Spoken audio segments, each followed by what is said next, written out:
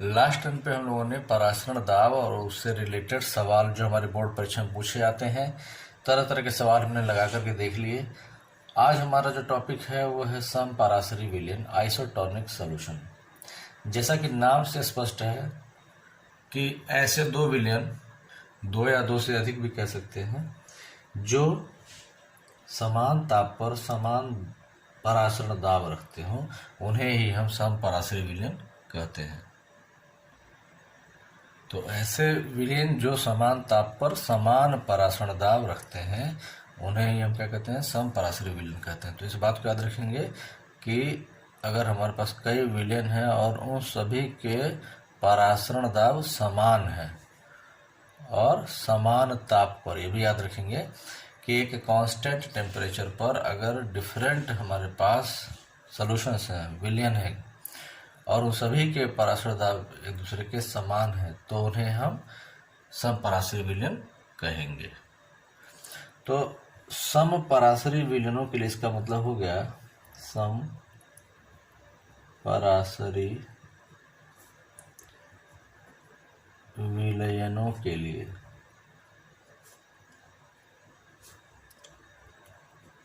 इसको हम लिख सकते हैं, जैसे हमने मान लिया अगर कि हमारे पास दो सॉल्यूशन है, एक है सॉल्यूशन नंबर 1 और एक है सॉल्यूशन नंबर 2। दो विलयन है और हमने क्या किया, इसका परासरण दाब अगर हमने देखा क्या है, π1 है और इसका परासरण दाब π2 है, तो हम क्या लिख सकते हैं कि समपरासरी विलयनों के लिए क्या देखा जाएगा, π1 इज इक्वल टू π2। स्पष्ट हो रही है बात है। जैसे हमने क्या किया, अब पाई को डिफाइन करने के लिए हमारा जो फार्मूला होता है वो क्या होता है, pi is equal to N/V/RT n number of mole विलय का और विलयन का आयतन और विलयन का स्थिरांक और परम ताप, इतनी चीजें हमें चाहिए होती हैं। तो हमने क्या किया है, चूंकि R क्या है, सॉल्यूशन कांस्टेंट यहाँ पर है, R लिखें या S लिखें, दोनों बात एक ही है। तो इसकी जो ये चूंकि कांस्टेंट है और हमने टेम्परेचर भी क्या किया है, कांस्टेंट कर दिया है, तो ये दोनों चीजें कांस्टेंट है, तो वेरिएबल पैरामीटर इसमें क्या हो गया, नंबर ऑफ मोल और आयतन। तो हम π1 के लिए इसको लिख सकते हैं, π1 is equal to N1/V1 into RT, और इसको π2 को लिख सकते हैं N2/V2 इंटू RT। ठीक है, तो इसको हम लिखेंगे कि N1/V1 into RT is equal to N2/V2 into RT। तो बचेगा क्या यहाँ पे, N1/V1 is equal to N2/V2, या इसको हम अपने हिसाब से, अब चूंकि N क्या है, नंबर ऑफ मोल है, और नंबर ऑफ मोल बराबर क्या होता है, वेट अपॉन मॉलिक्यूलर वेट, यानी कि N जो है इन दोनों जगहों पर इस विलयन में उपस्थित विलेय के मोलों की संख्या है। तो हम इसको लिख सकते हैं, मोल की संख्या बराबर क्या होता है, विलेय की मात्रा ग्राम में बटे विलेय का अणुभार भी लिख सकते हैं। तो इसको हम लिख सकते हैं W1/M1 into V1 is equal to W2/M2 into V2। ठीक है, तो यानी कि हमारे पास ये एक फार्मूला निकल करके आ गया। अब हमारे पास अगर दो समपरासरी विलयन दे दिए जाएं, तो हम इसी की मदद से क्या करेंगे, सवाल को लगा लेंगे। ठीक है, तो हमारी परीक्षा में आता है कि समपरासरी विलयन किसे कहते हैं, तो आप बताएंगे कि ऐसे विलयन जो समान ताप पर समान परासरण दाब रखते हैं समपरासरी विलयन कहलाते हैं, और उनके लिए ये छोटा सा फार्मूला बता देंगे। ठीक है, तो इतनी बातें लिख देंगे, तो ये आपके लिए समपरासरी विलयन के पर शॉर्ट नोट हो गया, और 1 नंबर के प्रश्न में यह चीज आती है। और रही बात इसके बाद इससे क्या रिलेटेड हमारे एग्जाम में न्यूमेरिकल प्रॉब्लम्स आते हैं, उसको हम देखते हैं। जैसे देखें यहाँ पर एक 5% सुक्रोज विलेन है। जैसे सपोज दैट अगर हमने 2 विलेन लिए हैं, एक विलेन जो है वो सुक्रोज का विलेन है और एक विलेन लिया गया है यूरिया का, ठीक है। और एक 5% सुक्रोज विलेन 0.877% यूरिया विलेन के साथ समपराशरी है, यानी कि सुक्रोज का ये 5% सोल्यूशन हो गया और ये हो गया 0.877% यूरिया का सोल्यूशन है ये। और ये दोनों ही विलेन कैसे हैं, समपराशरी हैं, यानी इसके लिए अगर पाई 1 मान लें, इसके लिए अगर इसको हम पाई 2 मान लें तो क्या है, पाई 1 इज इक्वल टू क्या है, पाई 2 है।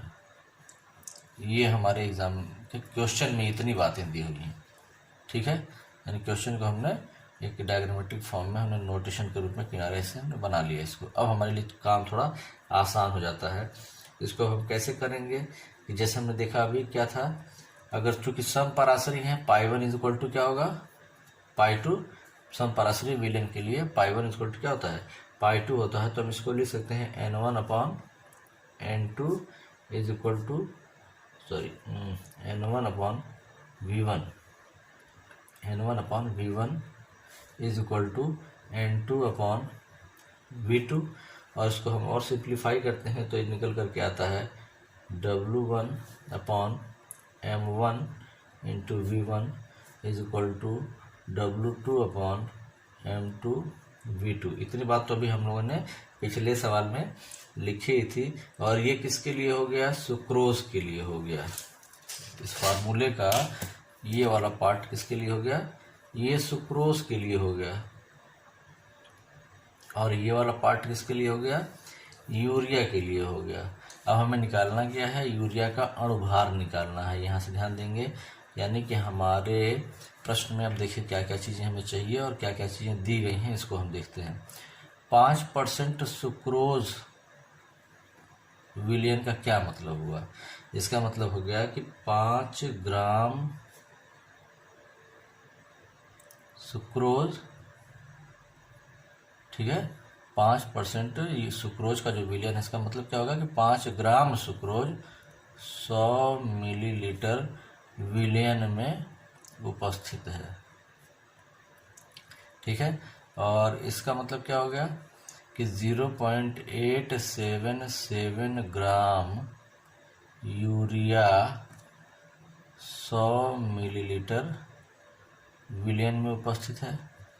तो यहाँ से हमारा क्या क्या चीज़ मिल जा रहा है, W1 हो गया हमारे पास कितना, 5 ग्राम। और क्या मिला, 100 ml विलेन है, यानी कि V1 is equal to 100 millilitre हो गया। अब और हमारे पास क्या क्या चीज़ चाहिए थी इसमें, M1 कितना हो जाएगा, यानी कि सुक्रोज का अणुभार दिया भी हुआ है 342। नहीं आता है तो हमें सुक्रोज का फार्मूला याद रहे, क्या होता है फार्मूला, C12H22O11। इसके हिसाब से हम क्या करेंगे, इसका मूल का फार्मूला निकाल लेंगे, ठीक है। इतना हमें जरूर आना चाहिए, अणुभार कैसे निकालेंगे। फिर यूरिया के लिए यहाँ पे क्या दिया है, W2 दिया है 0.877 ग्राम और V2 दिया है कितना है, 100 ml। क्या पूछ रहा है, M2, यानी कि यूरिया का अणुभार पूछा गया है। इतनी बात समझ में आनी चाहिए। अब इन वैल्यूज़ को इसमें हम क्या करेंगे, पुट कर देंगे। एक चीज़ और ध्यान देंगे कि जो हम यहाँ पे वॉल्यूम यानी आयतन लिखते हैं वो लीटर में लिखते हैं, तो या तो ऊपर सभी में 1000 से मल्टीप्लाई कर दिया जाए, या इसी को हम क्या करें, लीटर में चेंज कर लेंगे। तो ये हो जाएगा 0.1 लीटर और ये भी हो जाएगा 0.1 लीटर, ठीक है। तो कोई बहुत ज़रूरी नहीं है, वैसे यहाँ पर ना करें तो भी कोई बात नहीं है ना, दोनों ही बराबर भी हैं, लेकिन फिर भी हम इसको कर लेते हैं 0.1 लीटर, ये भी 0.1 लीटर हो गया। हम वैल्यूज पुट करते हैं, यहाँ पे देखते हैं क्या हो जाएगा, 5/m1 है 342 और V1 कितना है 0.1 लीटर। W2 यूरिया के लिए कितना है 0.877/m2 इंटू 0.1 लीटर, ठीक है।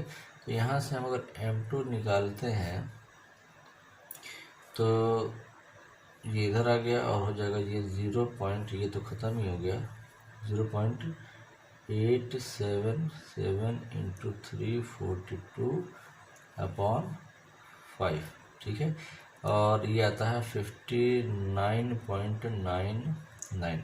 वैसे भी हमें पता है M2 क्या है, यूरिया का अणुभार है, और यूरिया का अणुभार फार्मूला क्या होता है, NH2CO NH2। तो हमको अणुभार पता है कि इसका अणुभार जो है वो 60 होता है। तो यहाँ पे जो हमारा फिगर आ रहा है वो भी 60 के ही बराबर आ रहा है, ठीक है। तो इसका मतलब कि हमारा जो सवाल है हमने सही लगाया है। ये भी एक तरह से क्रॉस चेक भी हो गया, ठीक है।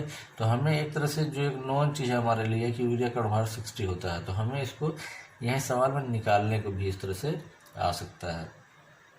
तो ये समपराश्रय विलयन पर पूछे जाने वाला एक इम्पॉर्टेंट सवाल है। तो इसको कैसे करेंगे, इसकी बात समझ में आ गई। 2 विलयन जो दिए हैं हमने उसको यहाँ लिख लिया, कितने परसेंट इनका कंसंट्रेशन है वो लिखा। परसेंटेज कंसंट्रेशन का मतलब क्या होता है, 5% है तो 5 ग्राम सुक्रोज 100 मिलीलीटर विलयन में है, और इतने परसेंट विलयन का मतलब इतना ग्राम यूरिया है इतने विलयन में, ठीक है। तो इसके हिसाब से हम W1 V1 वगैरह निकाल लेते हैं, सवाल में पुट कर देना है। तो बहुत ही आसान सा सवाल है ये। एक और प्रश्न के माध्यम से हम इसको स्पष्ट करने की कोशिश करते हैं। जैसे एक प्रश्न यहाँ पर दिया है कि 8.6 ग्राम प्रति लीटर यूरिया, एक सांद्रता दिया है इसका यूरिया के विलयन का कि 8.6 ग्राम प्रति लीटर यूरिया का एक घोल है। हमने इसको इधर क्या किया, डायग्रामेटिक बना लिया, थोड़ा सा आसान हो जाता है काम हमारा।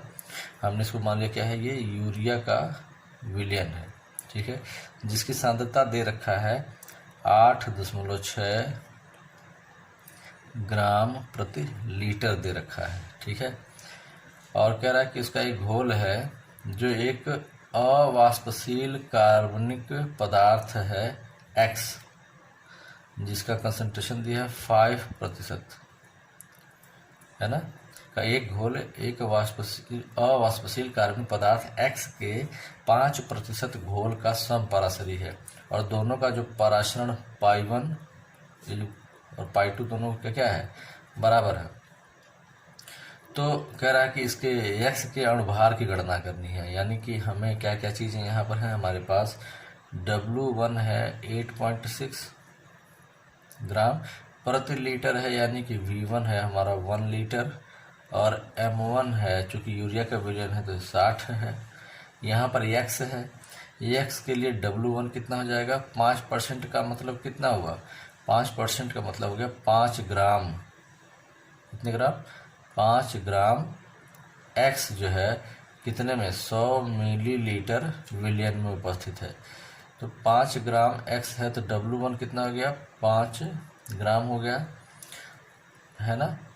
और V2 यहाँ कितना है, 100 ml में है, 100 ml, या इसको हम लिख सकते हैं 0.1 लीटर, या इसको लिख सकते हैं 1/10 लीटर, ठीक है। और M2 यहाँ से कहा जा रहा है ज्ञात कीजिए, ठीक है। इतनी बातें हमारे पास फार्मूला कितना है समपराश्रय विलयन के लिए, समपराश्रय विलयन के यहाँ लिख देंगे। वैसे जब सॉल्यूशन करेंगे यहाँ पे तो हम इसको लिखेंगे समपराश्रय विलयन के लिए, या समपराश्रय विलयनों के लिए W1/M1 V1 is equal to W2/M2 V2। अब सीधा सीधा फार्मूले में, यानी पूरा खेल किस चीज़ का है, सवाल को अच्छी तरह समझ करके इन चीज़ों को फाइंड आउट करना ही सारी कलाकारी है।